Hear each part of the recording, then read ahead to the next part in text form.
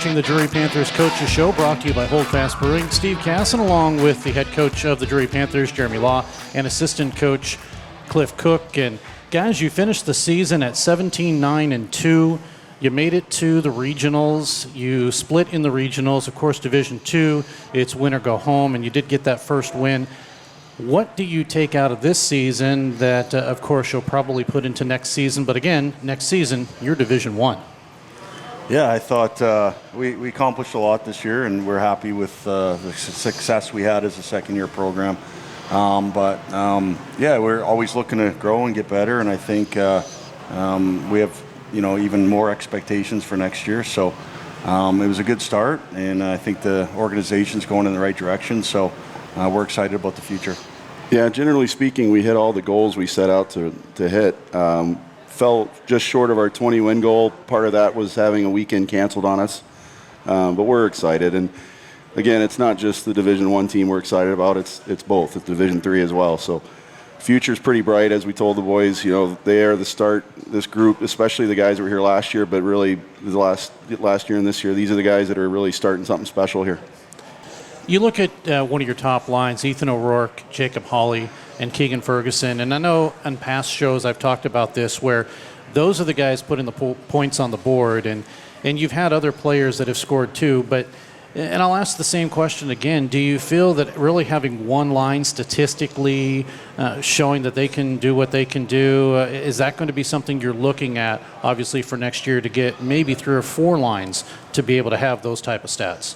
Yeah, no, absolutely. Depth is super important at the D1 level.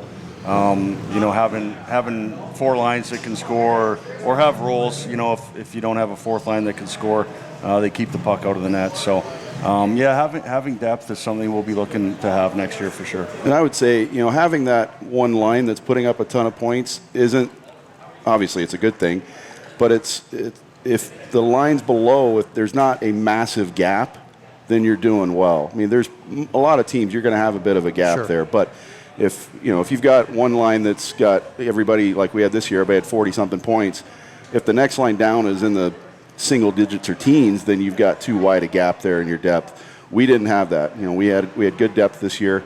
We're hoping to build on that next year. And that was a big key for us this year. A lot of the teams we played would have that one line, and that's it. We were able to get scoring from all over the place. A couple of trivia questions. You mentioned points, and Jacob Hawley, first player to reach 50 points. Yeah, and unfortunately, we had a chance for another one yesterday. Unfortunately, Ethan O'Rourke got a little banged up the night before. He was 3 points shy of 50. But yeah, it was a good year for those guys, but it was a good year for a lot of guys, really. And I've said it repeatedly. I said it again in the locker room last night after the game, even though it was a disappointing night. I can't praise our 3 goaltenders enough. I think we had the best, I know we had the best trio of goaltenders in the country, hands down. When you have goaltenders whose save percentage is above 900 at the end of the season, you have 3 good goaltenders. Yep. No, it was a fun year, and those guys produced every time they touched the ice.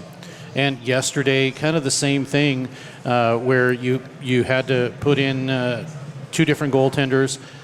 It worked for a while. Is it fair to say maybe you took a period off yesterday? But either way, it was definitely the goaltenders that kept you in the games these past few times. Yeah, no, having 2 guys we wanted to play last night, being the last game, and kind of a meaningless game in terms of playoffs and stuff like that. So it's tough. It's not ideal for goalies to come in, midway through the game. And Skirpin definitely wasn't his fault. We fell apart in the 3rd period. So yeah, you can't give up 25 shots in one period and expect things and have that many penalties and expect things to go your way. Yeah, we have 48 minutes in penalties last night. It's not going to. Guys, this is a season that I guess you can throw in the record books if you want to. I mean, everything you've done is a record, so to speak, because of a second-year team. But that doesn't matter, does it? No. We've kind of closed the chapter on D2, and very happy with the season. I think I would guess if you ask the players, they had a good experience this year and had a lot of fun playing the game, and that was important to us. But, now we're full steam ahead, looking to keep improving and and putting this program on the map for sure. Well, it's the old sports cliche too. As much as it was a phenomenal year, taking nothing away from that, but you don't win the last game, and it's sports. It kind of feels like it's all for naught. Especially last weekend at regionals, which was a phenomenal trip, but when you lose that last game and your season's over, you're like, well, the records don't mean much when you're not the one standing at the end. But you do have a victory over Sioux College, number 8. Yep. Now, they will, I believe, re-rank teams, the ones that have gone to the postseason, so the number 13 ranking may change possibly. I don't know if they do at Division II, actually. I don't think they do. I think the final ranking we had was our final ranking. So you'll be at 13, So we'll be at 13. But it's a huge jump from last year. We jumped, I don't remember the numbers. I sent it to Jeremy a couple weeks ago when that came out. Nationally, we jumped like 91 spots from the year before. Sure. In the region, we jumped like 20-something spots. So, I mean, you can't be upset by that. No, and the biggest key is now, in a sense, you're going to have to do it all over again. And what I mean by that, and you've experienced it when you were with Missouri State, is you go into Division I, you have no ranking. They don't know where to preseason rank you. Yep. So maybe they rank you at 30 or 40, and you've got to prove your way into the top 25, let's say. You may have to do that again. Yeah. Yeah, it's a little challenging at the beginning. You're probably going to be ranked lower than you are if you do have a good team, but we'll be used to it, and we don't mind playing the Cinderella story either. So sure. We'll be humble and hope we're as good as we think we're going to be, and we'll see where we fall. We'd love to follow the path of a University of Mary scenario, but we don't have that background. I don't know exactly how they're going to do the rankings to start next year as far as first-year teams. But again, we're getting ahead of ourselves. We haven't even gotten into the heart of recruiting yet. But that's, if there was a team we could look at right now and say that's where we want to be in year one, it's probably University of Mary. They're a top 10 team right off the bat. And that's another thing, too, is you will be playing top competition. Yes. I don't think you can release anything of your schedule right now, but some top teams are in the mix. Yeah. Give a few hints if you want, I guess. Throw a couple out, maybe. we do have University of Central Oklahoma on our schedule. I think they're currently ranked number 3, something like that. Somewhere around there, yeah. I think, last time I looked at our schedule, over half of our opponents are currently in the top 20. Yeah. Well, that's the way you get ranked, too. Yes. So that's obviously a good thing. And that's what you need to do at this point. But then again, you both have history within the Division I rankings, so there are teams that will want to play you. Yep. And do you feel that they're doing it because of you two, because they know who you are? I think that's part of it. I think they know that we're capable of putting a good team on the ice, and then we're going to be a fair opponent to play. Also, a lot of people have fun coming to play here. We got good fans, nice rink, good location in Springfield here. So I think it's a combination of all that. You're watching the Drury Panthers Coaches Show, brought to you by Holdfast Brewing.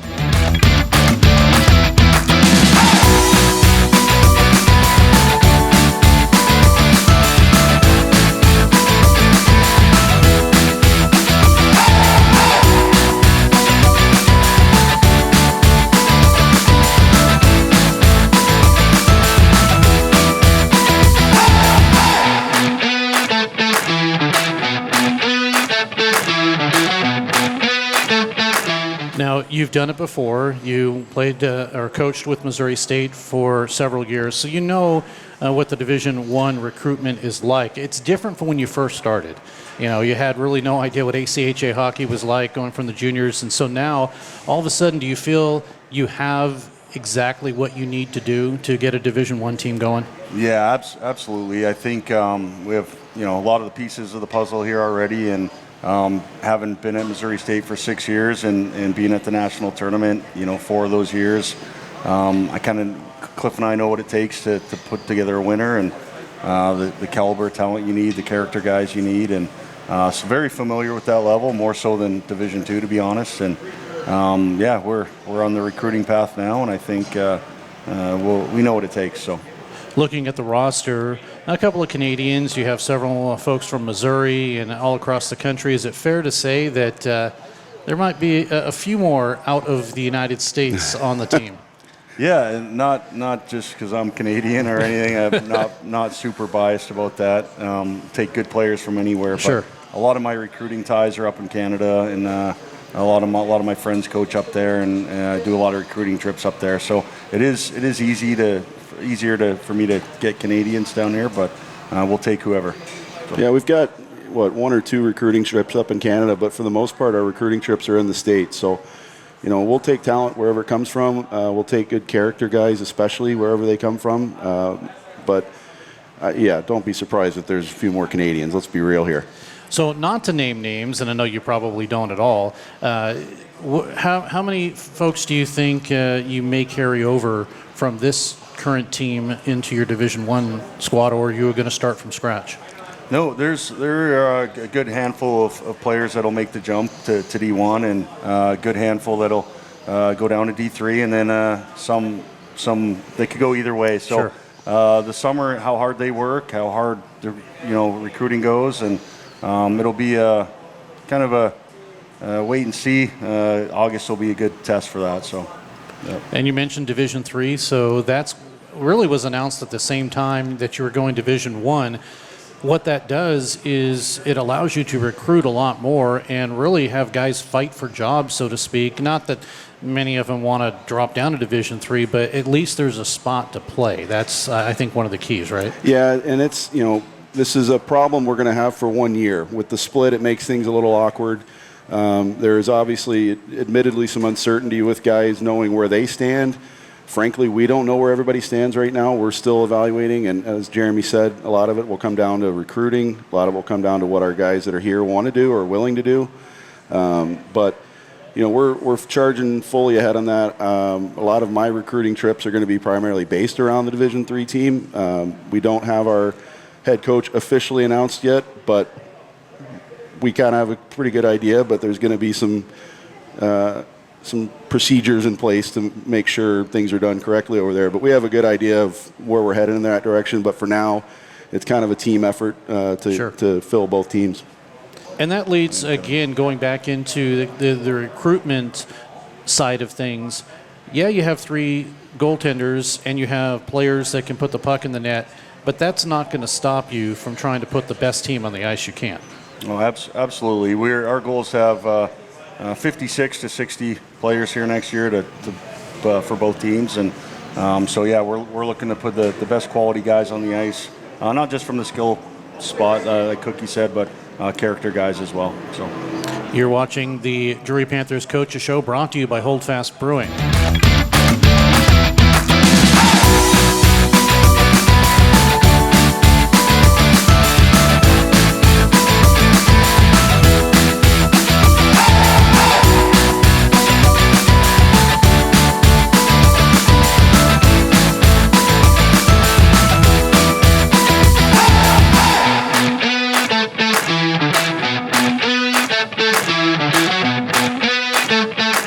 Let's talk about off the ice. You do have a golf tournament coming up. Absolutely, yeah. We're excited. First, our inaugural golf tournament. It's coming up Monday, May 20th. Information's all over our social media pages, but we'd love to fill that thing up. We're looking for sponsors. We're looking for foursomes, singles, whatever. But yeah, we're looking to have a very good time over at Bill and Payne Stewart Golf Course, real close to campus. Nice course. I've had a chance to play it a couple times. It's fun. But we'll have information about the tournament up on the screen during the show, and then we'll have some links in the description below as well.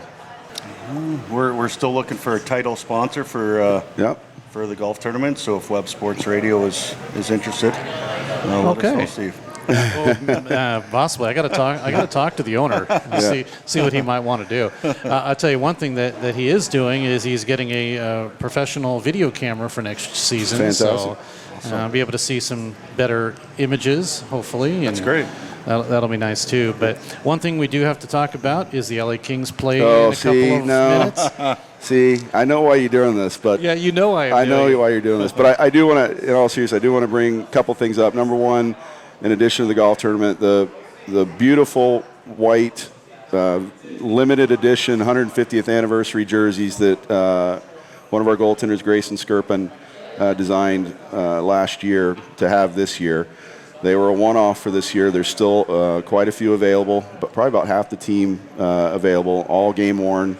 They're $200. All you got to do, again, we'll provide information in the description below this video, and just reach out to Jeremy here, and we'll hook you up. They're a great keepsake. Again, they're limited edition. And also, can't thank our volunteers and fans enough. Like the crew we had helping us this year, it made our lives much easier, especially on game nights. All the amazing women upstairs running our merchandise. You know, the guys in the score box doing music, announcing. Of course, you guys, you, Scott, and Amari. We love Amari. Oh, Amari's he's great. Amari's a legend. Yeah. But, we couldn't have done it without everybody. And, last night was a prime example of where we're headed. We had a great crowd last night, and it was kind of unexpected. Last game of the year, meaningless game, and we ended up having fortunately we didn't put on the best show, but it was great to see the fans turned out. I know the boys enjoyed it, but we're excited for the future and can't wait for next August when we get back on the ice. As I say, before you know it, season 3 is right around the corner. Yep. Well, this has been the Drury Panthers Coaches Show, brought to you by Holdfast Brewing. I'm Steve Casson. Thanks for joining us, along with the head coach of the Panthers, Jeremy Law, and the assistant coach, Cliff Cook. Until next year, we'll see you.